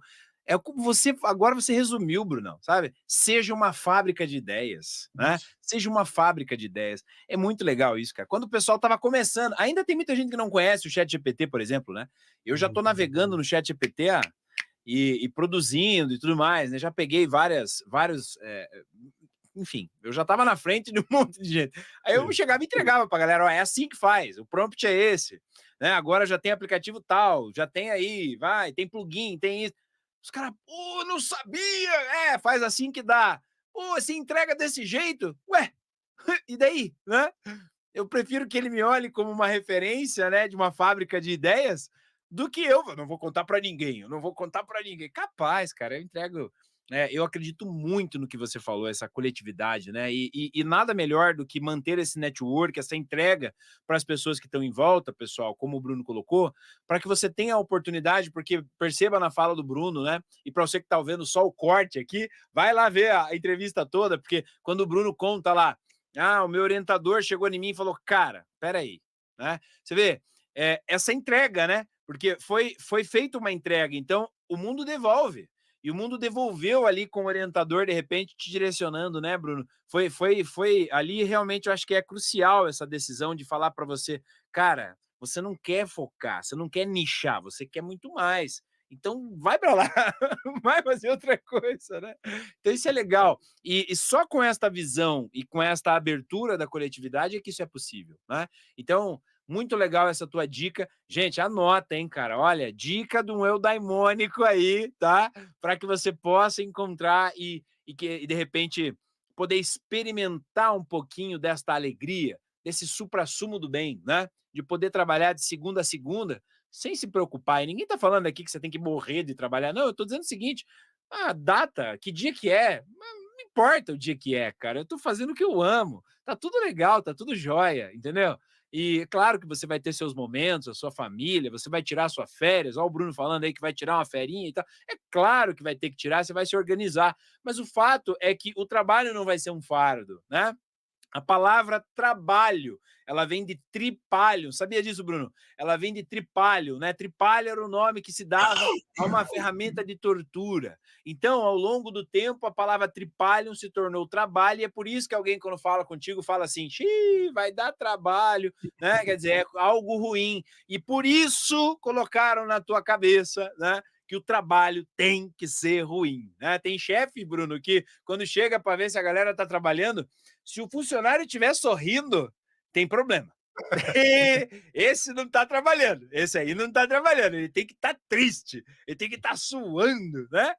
Os antigos pensavam muito isso, né? Pô, mas você não está nem sofrendo. Na educação, a gente tem um exemplo clássico que é o professor que ele é bom porque ninguém vai bem na prova dele, né? Aquele professor é bom, ninguém vai bem na prova dele. Como assim, sabe? Esse é fera, esse Esse aí é fera, reprovou a sala inteira. reprovou a sala inteira, é o melhor professor. Como assim, sabe? Sentido. Exatamente. Olha, muito bom, muito bom, muito bom mesmo. Brunão, poxa, cara, olha, eu ficaria aqui mais um tempão, porque o que eu aprendi vendo você falar aqui, cara, eu anotei muita coisa, com bastante ideias, inclusive, aí para te trazer na ação educacional da live que te profissionaliza. Eu acho que você vai poder somar bastante também com alguns temas aqui. A gente pode organizar, mas quero dizer para você, cara, muito obrigado por você ter aceito o convite, de poder participar dessa ação educacional, deste movimento de tentar levar para a internet um conteúdo diferenciado, né, Bruno? Você sabe como que tá, né? Hoje em dia você fica ali 15, 30, 20 minutos ali rodando Instagram, TikTok, YouTube e vendo o quê? Né? Vendo nada, né? Não acrescenta em nada. Ah, professor, mas também tem que dar umas risadas, beleza. Mas a internet hoje ela está muito povoada de inutilidades, né? De algo que não faz a diferença na vida da pessoa. E eu tô certo, viu, Bruno, que as pessoas que assistiram você falando, independente do momento da tua fala ali, eu tenho certeza que a pessoa, pô, que legal isso, cara. Poxa, que bacana isso. Eu quero isso para minha vida, né? Eu quero esse negócio dessa eudaimonia aí, né? Isso é legal. Então, muito obrigado por você estar colaborando em trazer esse momento aqui e proporcionar esse momento para os alunos que estão inscritos no canal do professor Paulo Friesen e para que a gente possa levar cada vez mais conteúdo de qualidade para a internet. Tá bom, Brunão? Obrigado, viu, cara? Maravilha, cara. Eu agradeço mais uma vez, é uma honra. Muito bom poder falar contigo aí de novo, nos reconectar num outro âmbito. Eu espero que a gente continue aí. E eu estou disponível tanto para você, para qualquer coisa que você queira conversar aqui, que eu possa ajudar, quanto para o público aí, pessoal. Se vocês quiserem conversar, os meus contatos estão aí. Me manda e-mail, me manda contato no WhatsApp, nas redes sociais. E é isso, vamos fazer esse movimento eudaimônico aí acontecer. É isso aí. Qualquer coisa eu estou pronto a ajudar vocês aí. Maravilha, maravilha, Brunão. Bom, gente, então finalizamos mais uma entrevista aqui do Eudaimonia. Hoje a gente falou com um designer de recursos de aprendizagem, que é muito mais amplo do que esse nome, né? O Brunão explicou para a gente como que funciona tudo isso, deu várias dicas, mostrou para nós o que tem que fazer, qual é o tutano do negócio para poder se aventurar a querer ser um aspirante a designer de recursos de aprendizagem, né? Aprendemos bastante, entendemos qual é a alegria disso aí na vida do Bruno, assim como pode ser na sua. Então, se você está aí, ficou até o final, assistiu a entrevista com o Brunão e está pensando, poxa vida, amanhã eu tenho que trabalhar num lugar tão chato, tão ruim, eu não sou feliz naquilo que eu faço, né? Então, tá aí, assiste de novo, faz as suas anotações e vai buscar entender o que dá para mapear na tua vida para você buscar ser aí um aspirante a eudaimônico, para experimentar o suprassumo do bem, né? Em trabalhar com aquilo que você ama e, claro, se profissionalizar, se preparar, estudar, né? Entender ali a sua capacidade intelectiva para entregar algo para o mercado, mas naquilo que você se sinta bem, né? Naquilo que você faça de maneira natural, entregando com excelência aquilo que o mercado vai se impressionar quando vê que é um eudaimônico entregando. Valeu? Brunão, muito obrigado mais uma vez. Deixo o meu abraço, meu carinho e vamos nos conversando cada vez mais para trazer você de novo para o canal aqui. Valeu, galera! Um abraço, tchau! Tchau, tchau. Eudaimonia? Eudaimonia? Eudaimonia? Eudaimonia?